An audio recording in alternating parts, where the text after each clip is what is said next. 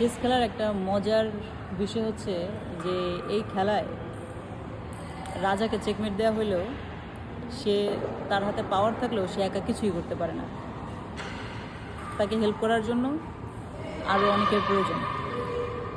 আমাদের এটা থেকে আমরা কী লার্নিং করি? এটা থেকে আমরা লার্নিং করি যে আমরা যদি শক্তিশালী হই না কেন, আমরা একা আসলে কোনো কিছুই করতে পারবো না, আমাদের টিমমেট লাগবে। চেস খেলার আরেকটা জিনিস যেটা লার্নিং করি সেটা হচ্ছে যে এইখানে নিজে মানে নিজের চালে কোনো লাভ হবে না। আমার অপোনেন্ট টিম কী চাল দিচ্ছে এবং সে পরবর্তীতে কী চাল দিতে চায় সব কিছুর উপর নির্ভর করে নিজেকে চাল দিতে হবে এবং এখানে কথা বলা যাবে না, চুপচাপ খেলতে হবে। ব্রেন একটু অন্যদিকে গেলেই চেস খেলাটা পুরো মানে গেম চেঞ্জ হয়ে যায়। এই দুটো ইম্পর্টেন্ট জিনিস আমরা চেস খেলা থেকে শিখতে পারি।